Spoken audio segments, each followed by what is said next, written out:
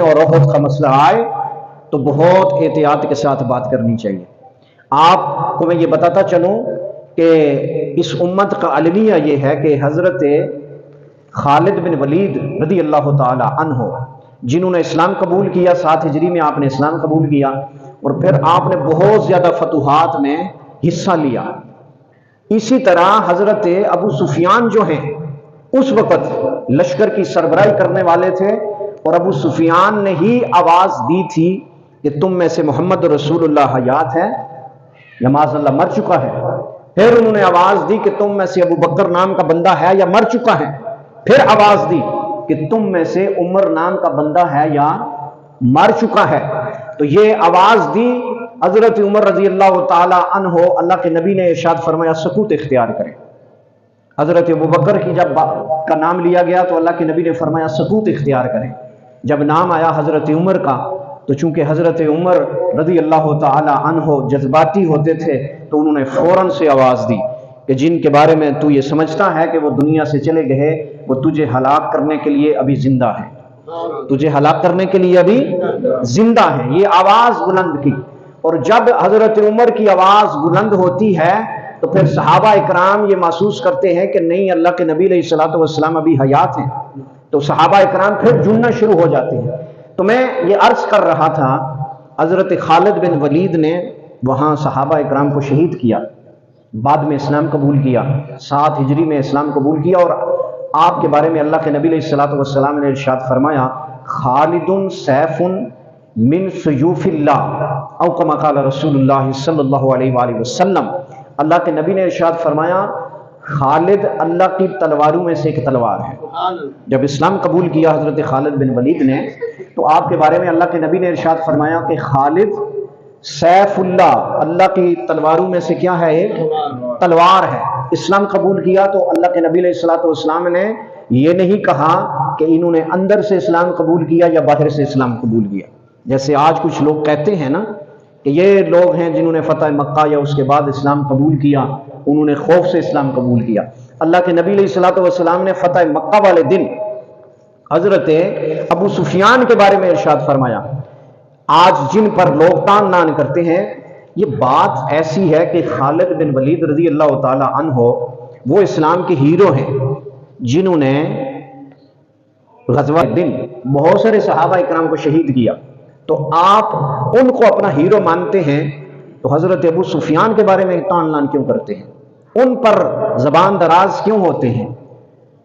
ہونا تو یہ چاہیے کہ اگر آپ کا یہ تقاضا ہے تو پھر حضرت خالد بن ولید کے بارے میں بھی ایسا ہی تقاضا رکھیں جو حضرت ابو سفیان کے بارے میں تقاضا رکھتے ہیں۔ اللہ کے نبی نے ارشاد فرمایا من دخل دار ابی سفیان فہو آمن۔ اللہ کے نبی علیہ الصلوۃ والسلام نے فتح مکہ والے دن ارشاد فرمایا کہ جو ابو سفیان کے گھر میں داخل ہو جائے وہ امن میں ہے۔ وہ کیا ہے؟ امن میں ہے۔ یعنی ابو سفیان کے گھر میں جب فتح مکہ والے دن حضرت ابو سفیان نے اسلام قبول کیا، اللہ کے نبی علیہ الصلوۃ والسلام کی رسالت کو قبول کیا، اللہ کی وحدانیت کو قبول کیا، تو پھر اللہ کے نبی نے فرمایا جو شخص امن چاہتا ہے وہ ابو سفیان کے گھر میں چلا جائے۔ ابو سفیان کے گھر میں جائے گا، ہم سمجھ جائیں گے کہ وہ صاحب ایمان ہے۔ وہ کیا ہے؟ صاحب ایمان ہے۔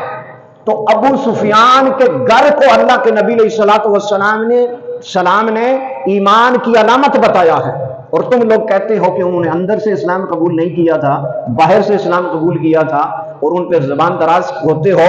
سنو، وہ ابو سفیان اب اسلام قبول کرنے کے بعد غزوہ حنین جو ہے اس کے اندر بھی مسلمانوں کو بظاہر مسلمان انتشار کا شکار ہوئے، منتشر ہوئے۔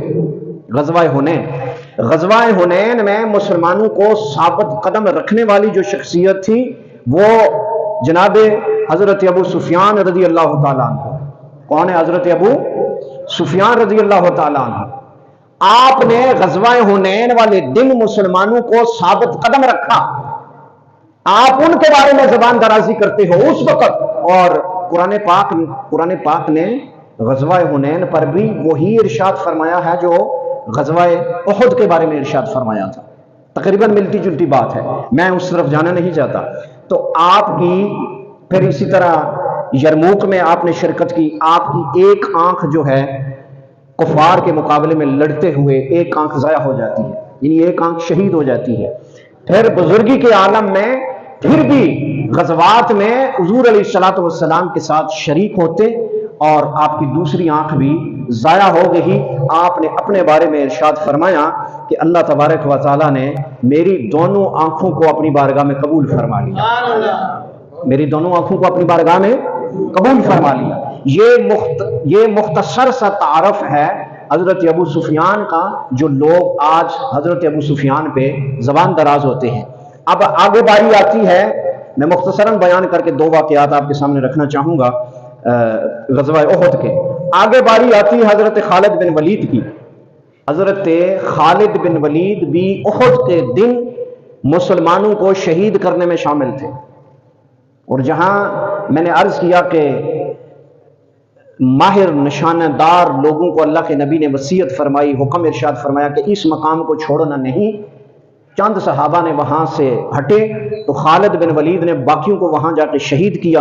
और फिर पूरी जंग का नक्शा बदलने वाली, उहद में कुफार और मुसलमानों की जंग का नक्शा बदलने वाली जो शख्सियत है वो खालिद बिन वलीद है। उस वक़्त काफिर थे, मुसलमान नहीं थे, बाद में इस्लाम कबूल किया। तो मैंने रवायत आपके सामने रखी, अल्लाह के नबी ने इरशाद फरमाया खालिद जो है अल्लाह की तलवारों में से एक तलवार है, अल्लाह की तलवारों में से एक तलवार, जिसे अल्लाह कबूल फरमाए, जिसे अल्लाह का रसूल कबूल फरमाए।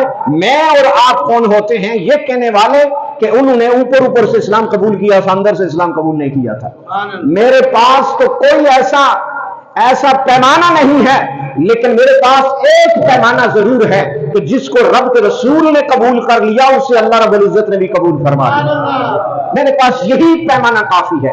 अब अल्लाह के प्यारे नबी अलैहिस्सलातु वस्सलाम के ये जो गुलाम थे हजरत खालिद बिन वलीद, 100 जंगें लड़ी है तकरीबन इन्होंने। कितनी जंगें? 100 जंगें। और ये जितनी भी इनकी फतूहात हैं ये इन्होंने कभी शिकस्त नहीं खाई। इतने दलेर थे, इतने जंग के माहिर थे, कभी इन्होंने शिकस्त नहीं खाई। तो साहिबान, जो लोग ग़ज़वा-ए उहद को लेके ना सहाबा कराम के ऊपर बहुत सारी बातें करते हैं, तो उनसे मेरी गुजारिश ये है कि ये ज़रा बात ज़हन नशीन कर लें कि उनको इस्लाम का सर्टिफिकेट देने वाली शख्सियत जो है, ज़ात जो है, अल्लाह के प्यारे नबी अलैहिस्सलाम। नबी दिलों के राज जानते हैं, नबी दिलों के राज जानते हैं। इसलिए नबी ने फरमाया हाज़ा जबलुन युहिब्बुना, अल्लाह के नबी ने इरशाद फरमाया ये उहद पहाड़ जो है ये हमसे मोहब्बत करता है। उहद पहाड़ हमसे मोहब्बत करता है, यानी उहद पहाड़ रेत का जर्रा, उसको भी मेरे नबी जानते हैं कि इसके अंदर जो रेत का जर्रा है वो भी मुझसे मोहब्बत करता है, पत्थर है वो भी मुझसे मोहब्बत करता है। तो पहाड़ के जिधर, पहाड़ के अंदर एक एक जर्रे के बारे में जो नबी जानता है, वो नबी जानता है कि अबू सुफियान जब इस्लाम कबूल करने आए हैं तो वो जाहिरन इस्लाम कबूल कर रहे हैं या दिल से इस्लाम कबूल कर रहे हैं। ये बात मैं और आप नहीं जान सकते, लेकिन रब का रसूल जानता है, रब का रसूल जानता है।